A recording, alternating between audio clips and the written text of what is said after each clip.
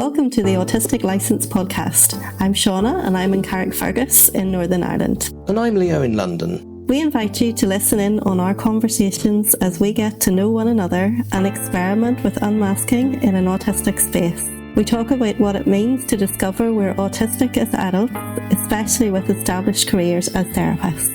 We hope to increase the visibility of autistic therapists, to contribute to the evolving neurodiversity dialogue, and to co-create an engaging and dynamic space. We extend a wide welcome to all. You don't need to be autistic or to be a therapist to join us, and we trust you'll find something of interest and connection here.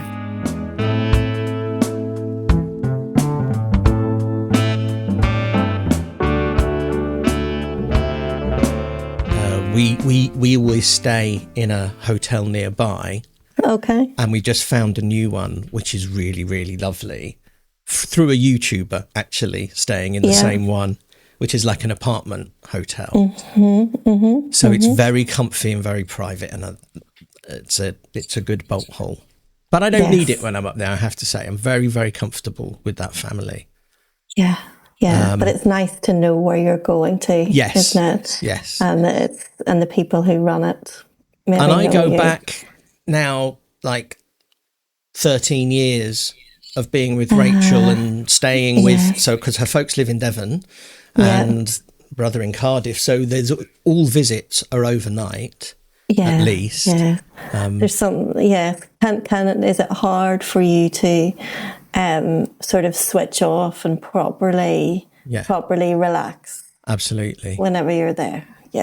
Yeah. Even though they're lovely and you like being with them, it's that kind of need to withdraw and not even hear the sounds. For me, it's like not even hearing the sounds of other people. I don't mind in fact, I used to, as we were talking a couple of weeks ago, I used to like sound at night. Now, not so much. It's just being able, I just can't totally switch off and be me. That would be my favourite. So in contrast to some of what you were experiencing, I enjoy travelling. I like the movement and I enjoy journeys. But I really need to have freedom and independence while I'm away. So I love train journeys, and I would probably get the train to these places, except that when I got there, I wouldn't have freedom of movement. So I'm always prefer to drive, which means I miss out on train journeys. That's right. Because that's what I find really hard, is not having a car whenever I get to the place.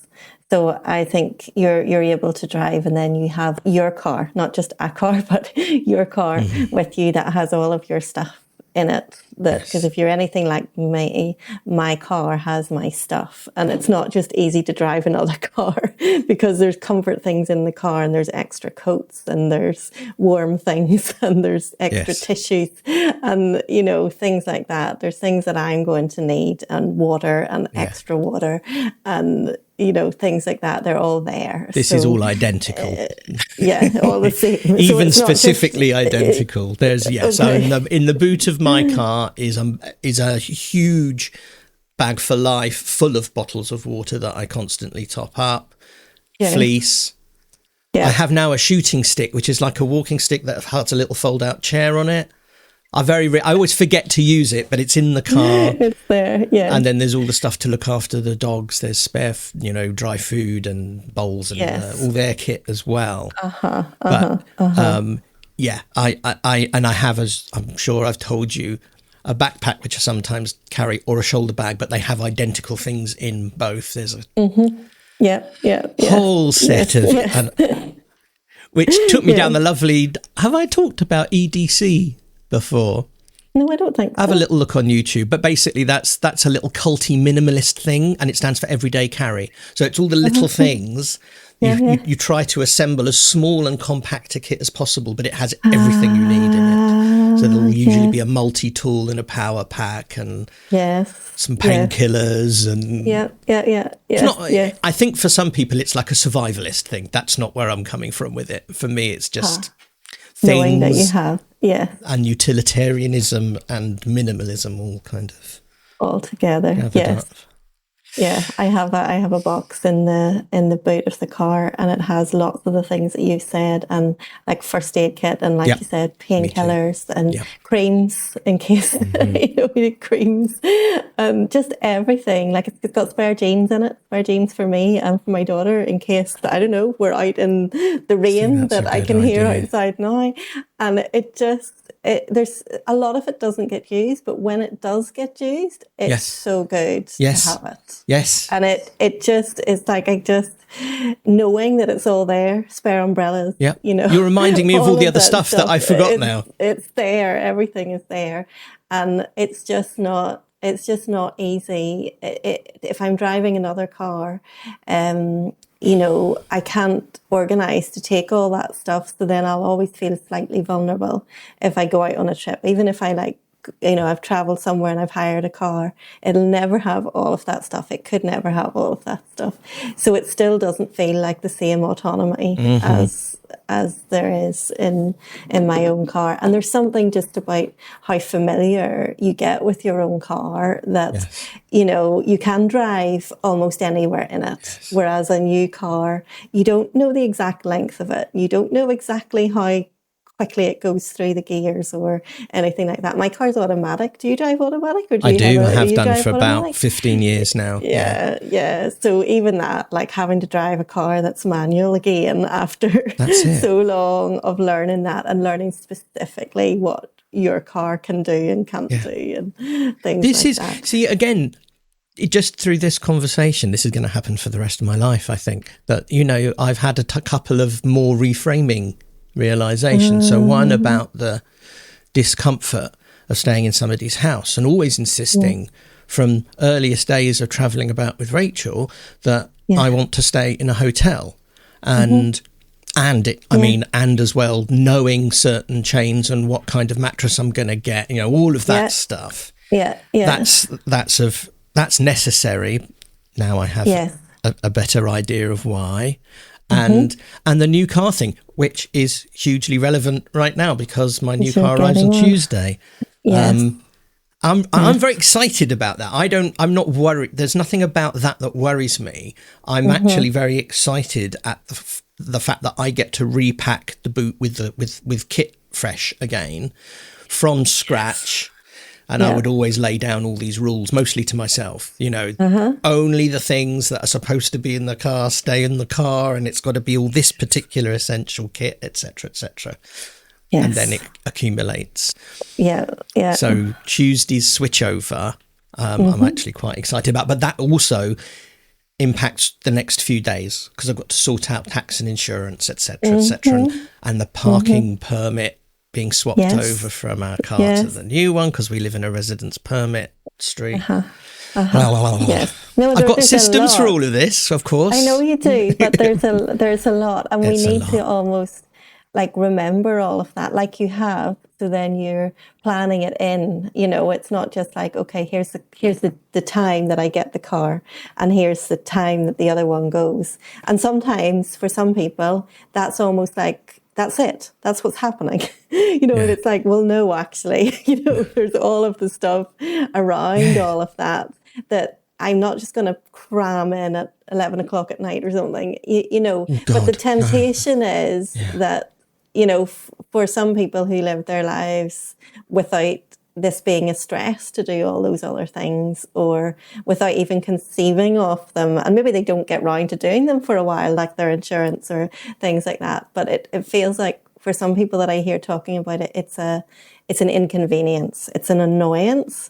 But for me, it's more of that's going to take spoons, and so I need to plan for it. I can't 100%. It's not just an annoyance, it's actually, it's going to take time. And it's a job. It's a job. It's an actual job, yes. And it's going to take something out of me.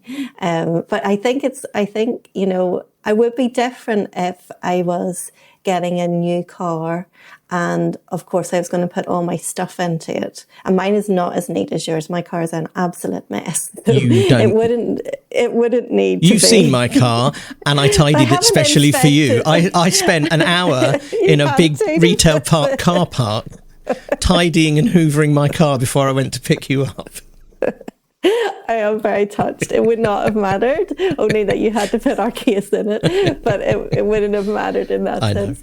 But I mean that I don't have, like, it's not minimalist or organized or anything like that. And there's still summer chairs in it and the summer rug in it, even though that's not going to be used for this season, because it's storage and there's not necessarily somewhere in the house for that stuff.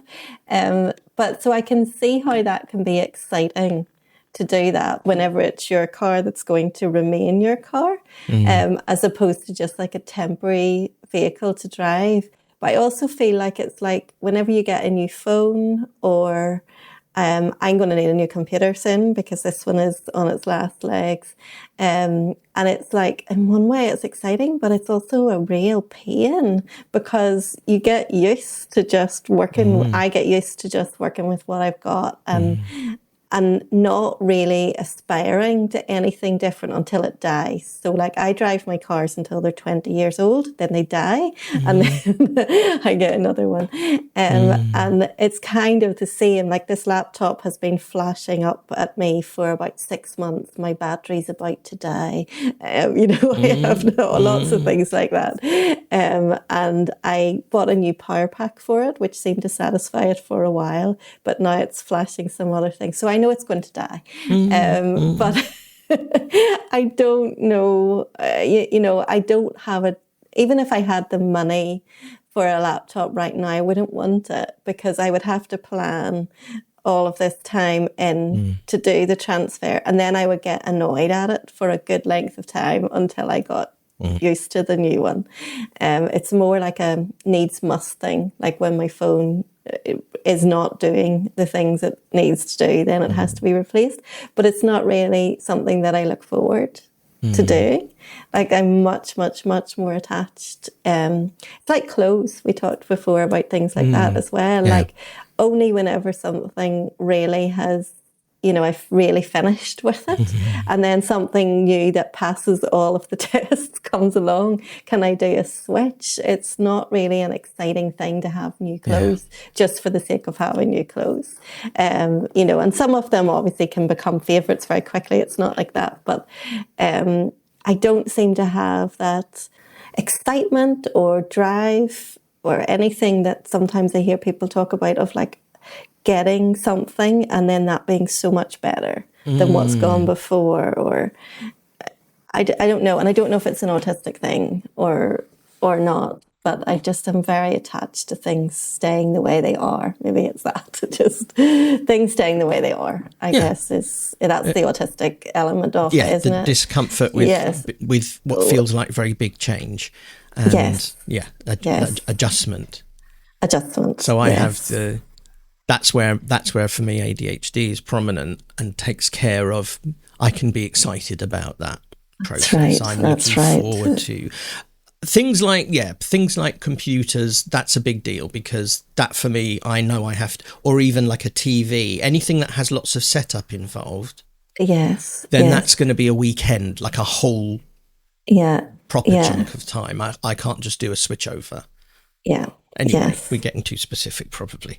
I don't know. Maybe this is very, very familiar and comforting to hear. I don't know. I've got a silly autistic story for you. Yeah, go for it. I just sipped my coffee and it reminded me. So I like coffee. It's one of my spins for the last 5 years. So I love coffee. And I tried various kinds of beans and I liked the variety. So I had a subscription service to a coffee roastery. Of course I did.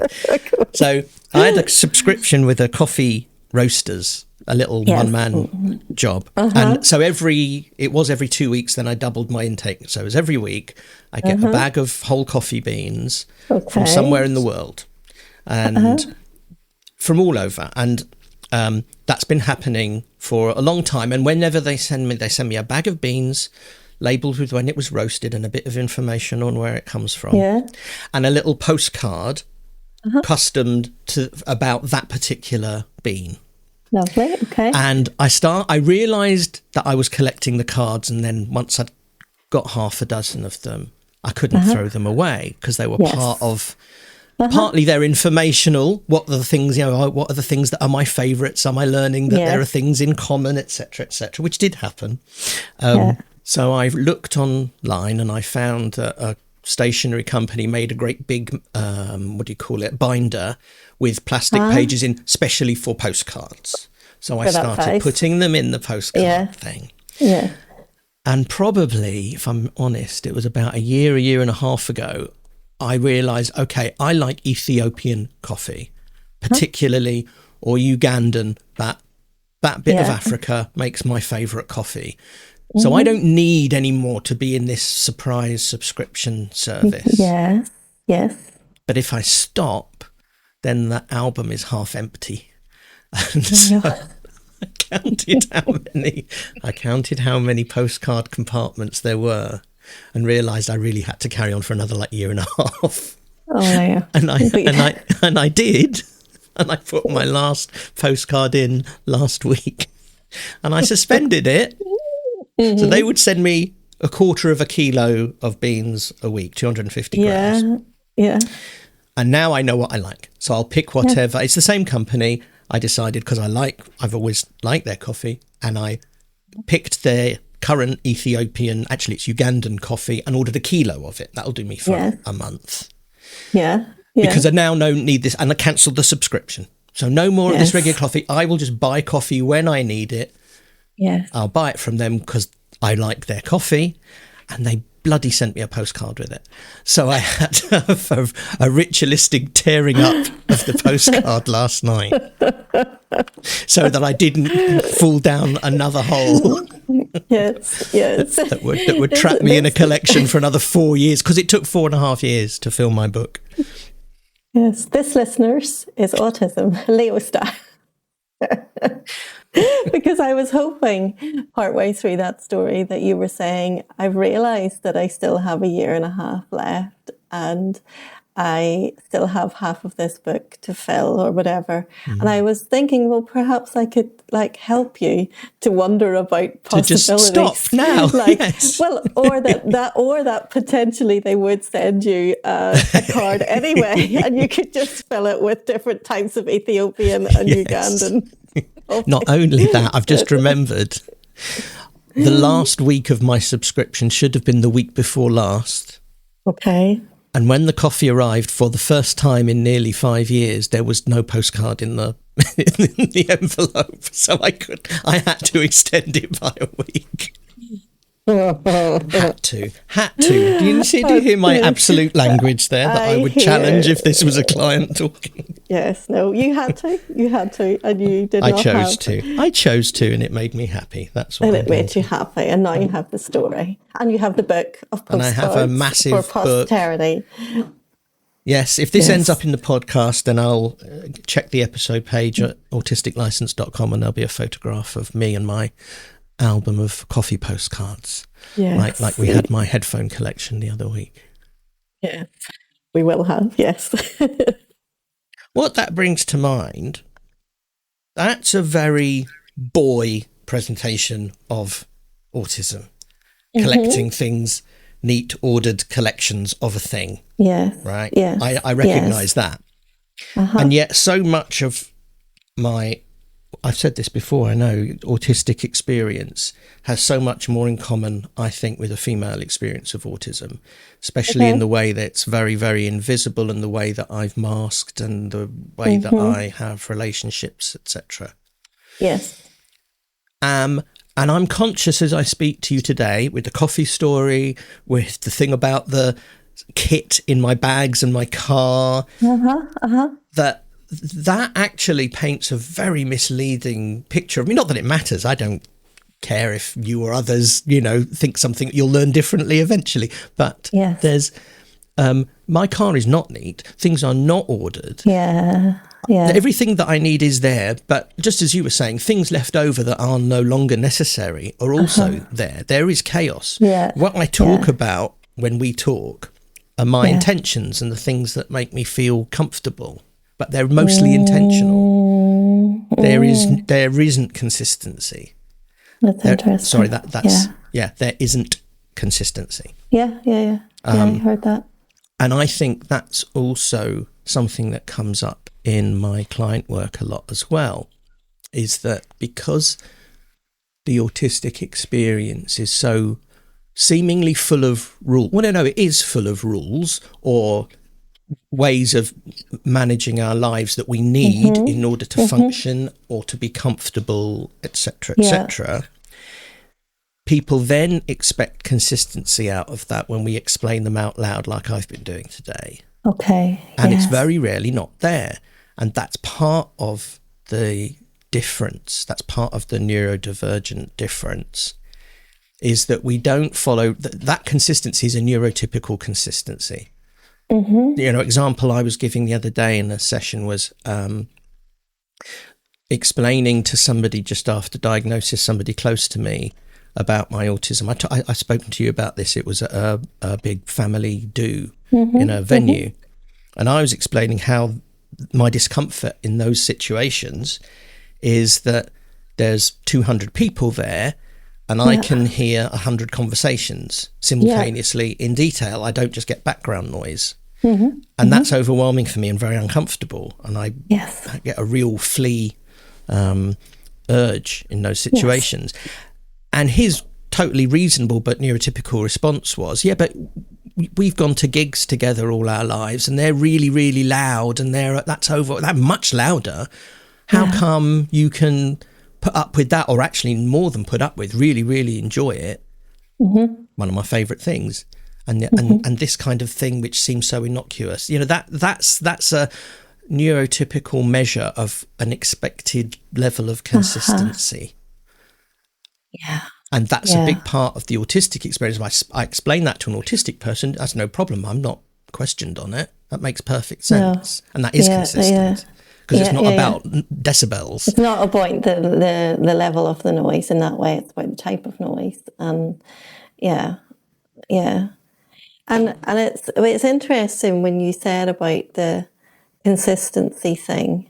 But it works for the time that it works, even if it's only for a weekend or, like there are these strategies that you maybe bring in to organise and to psychologically get through a challenge or, a lot of things happening. But maybe it's the consistency thing where people expect that an autistic person will always, if they're looking at children, they always line things up or they always do this. And I suppose it's not that case that it's always. But for me, I think that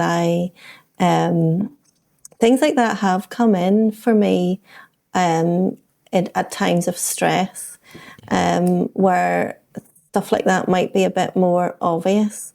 I remember actually as an adult, pre-diagnosis, and my daughter was still small, and there was toys of hers that I was particularly attached to in a very autistic manner.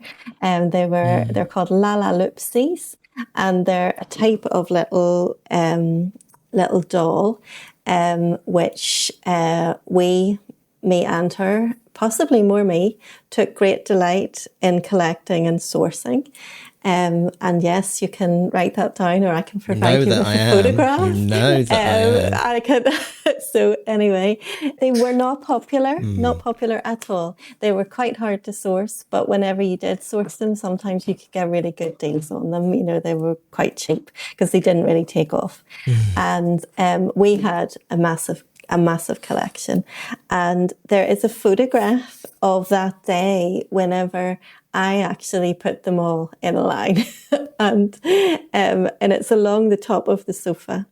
And I don't know, I have a kind of a vague memory of doing it, but the evidence is in that there's a photograph. So at some point, whenever all of those people were in the house and I was supposedly entertaining, but it wasn't a big entertaining, it wasn't like a meal or anything, it was probably just drinks and snacks.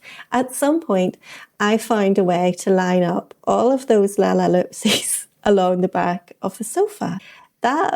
Knowing that it was a situation which would have stressed me, that must have done something for me. Because I didn't always line them up. This is amazing. I didn't. obviously this is your call, but I'm wondering if you could lay your hands on the picture and if it's something that we might publish. Maybe. If you had have had eyes to see, would you see the autism, but also would you not only see like a stressed type of autism? So that's what I concerns me about how they diagnose children. And it's like, oh, this is autism because they're lining that up. And I'm thinking, well, I lined those dolls up because I was uncomfortable, because I needed something to do with my hands. I needed something that, because I knew the names of all of those dolls, it must have regulated me. And, you know, and this is, you know, I was in my 30s, late 30s, possibly even 40, so like, and it wasn't done showy. There was no attention made of it.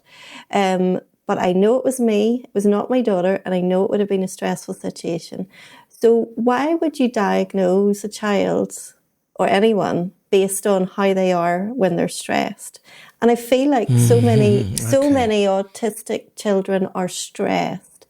And so they are diagnosed on the basis of how they act out their stress, which might be by lining things up, or might be by stimming, or might be by, whatever way, melting down.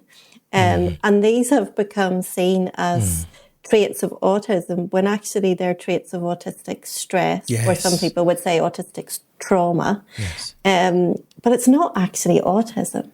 Autism is... This is a very good point. It's sad that even those kind of things are part of the stereotype.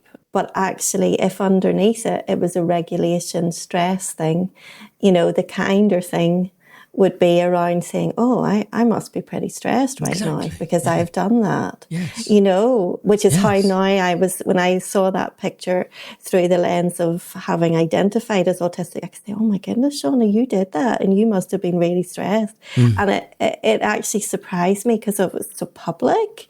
There was other people around. I was obviously doing it while I was, entertaining. And nobody said anything. Maybe I do it often. How do I know? Maybe I do things like that, and people, just like, that's Shauna doing her thing. But I certainly didn't know it about myself, and didn't have the right interpretation of it until I looked through the eyes of the other side of it. And that, it just makes me sad that it's things like that we have as stereotypes. So that's making me think even about your weekend upcoming. And I'm feeling like, you're going somewhere that you want to go, people that you want to see. You're going to be with your wife, you're going to have time together. Then there's a car coming, and that's exciting. And there's things planned, there's time planned for all of that. And you actually might be stressed about all of that. And maybe because you're stressed about all that, you're coming up with all these systems, and you're talking about all these systems. I've got a bowl of Mike and Ike's here. Mike and Ike's are American candy. I really like, and they sell them round the corner, and they come in you get a mixed bag of all different flavours. My bowl now, it's going to mess up when I tilt it toward you, but I've eaten everything but 3 particular colours.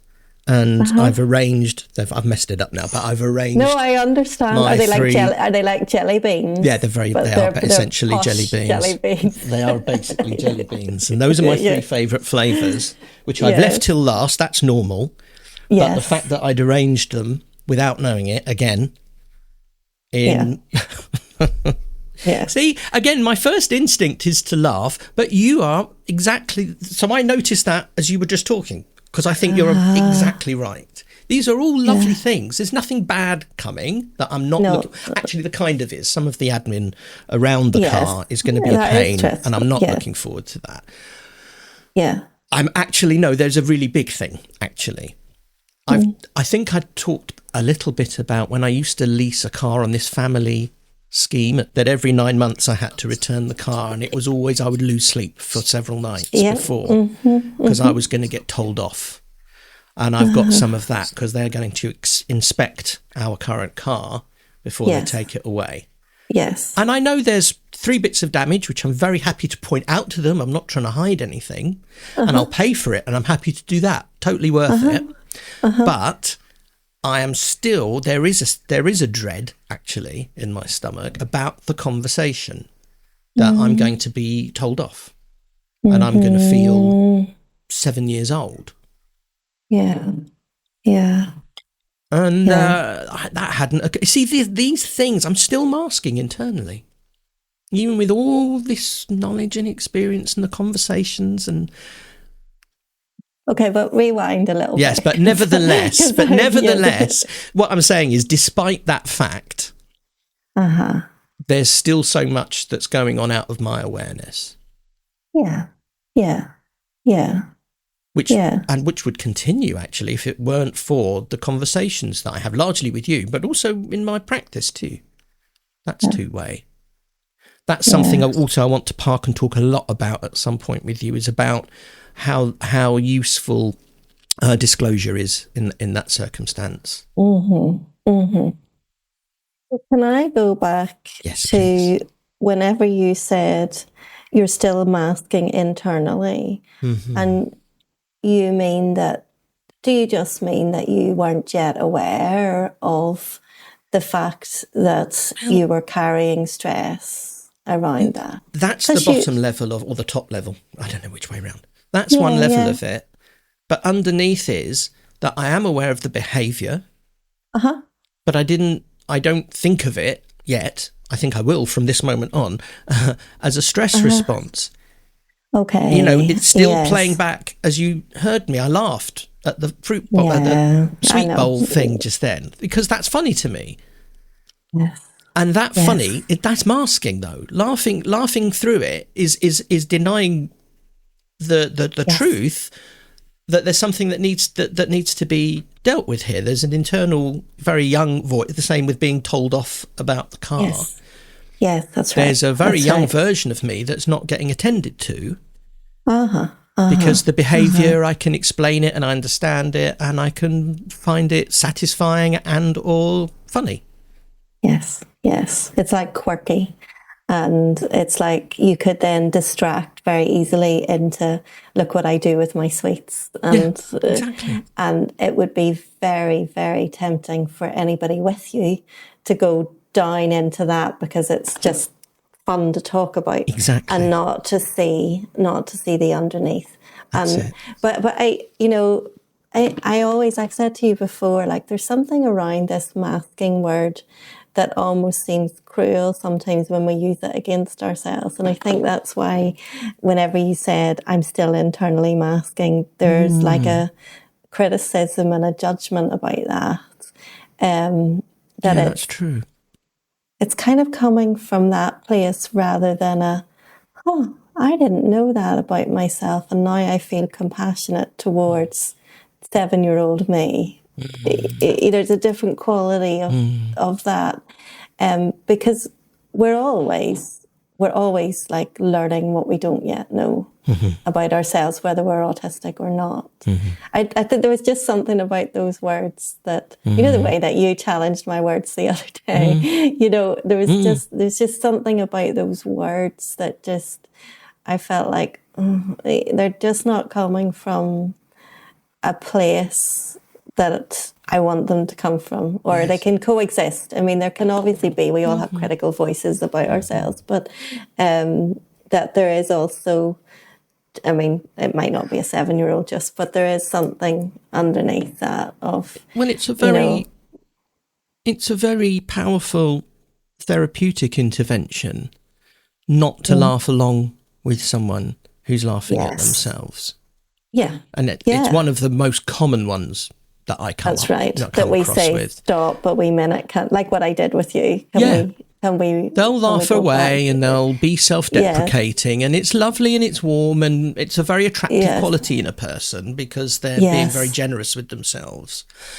However, what they're doing is not attending to themselves, not taking themselves seriously, and therefore nobody else does. And when we do that, and our face either doesn't laugh along, or even more powerfully sometimes looks shocked or hurt, or, you know, as long as that's an authentic response, Yes. I absolutely let that leak out, because then you think, okay, I'm actually worthy. I'm worthy of compassion and of attention. At the Yes. most extreme, pity. But I mean, that's not something you'd I seek know. out. But you know what I mean? That Yes. can also be powerful. Yeah.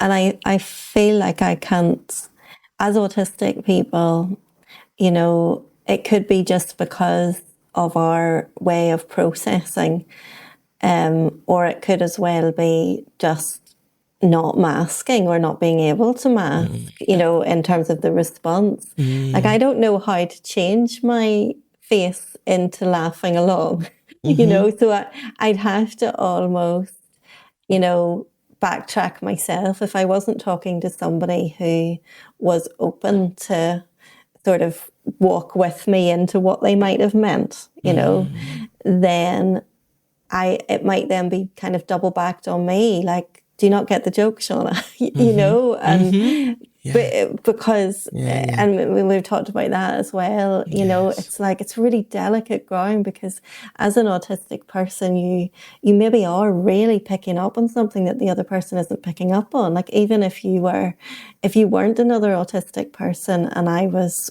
talking to a non-autistic person and my face showed that I was quite not okay with what they had said, and then I tried to share that, it could end up being me that was in the wrong, because I didn't know how to go along with the joke, and that would totally lose the opportunity and the offering that the autistic person, because of our style of processing and the way our faces just kind of go along that journey with us at the speed we're going along it. Like, we don't jump ahead and put on a smile. We stay with where we were in our processing.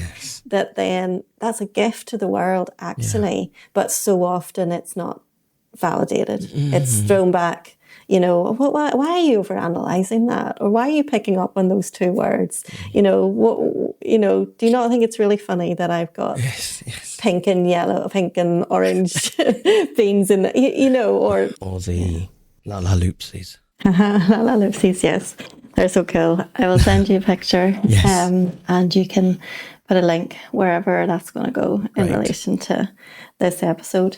There's something just before we finish that I want to return to, because I feel like we sort of touched on it but didn't take the opportunity to expand. It's just in relation to kind of female autism. That we referred to male autism maybe earlier. I can't remember the exact thing that we said. And we probably already kind of have had discussions about that, but our listeners may be interested for a little bit more context around that. So, yeah, I suppose I just wanted to say that, like, we don't really see there being a male autism and a female autism. Like, at the end of the day, autism is autism. It's you know, it's a neurological system that is not gendered. You know, so no matter where someone is on the gender continuum, no matter how they have been socialized or expected to be at any point in their life either, doesn't change whether they're autistic or not. And their presentation is not a stereotype and can't be made into a stereotype either. I think it is kind of it's a misnomer whenever people bandy about the term female autism, because really, I guess it's all to do with the intersection of being treated as a woman in this society, which causes certain expectations and which might lead to a different presentation that hasn't been picked up in the past, because the research has mainly been looking at white male children. So it's the same for the BIPOC community, women, queer community, I guess, all marginalised groups are, they haven't been privileged to have had research carried out in relation to particular presentations. So therefore, it seemed to be new, or it seemed to be different. And then it's almost like blamed on, with so-called female autism, it's sometimes kind of blamed on the women because, you've hidden it, this word again, you've masked it. When actually, no, it's just that you didn't look. And of course, if you're going to condition me to behave a certain way in society as a child because of the gender that you take me to be, then I'm going to adapt in particular ways that might be different than somebody that you're socialising to be in the male binary gender identity. So that's it. I just wanted to get that in before we finish. Well put. I know we have to go. Okay. So I shall see you next week. See you next week. Bye-bye. Thank you for listening to the Autistic License podcast. We're very open to feedback and suggestions for future topics. You can connect with us via Instagram, Facebook, at autisticlicense.com, or by email at autisticlicense@gmail.com. We spell license the British way, LICENCE. If you're interested in therapy with an autistic counsellor, you can visit thrivingautistic.org.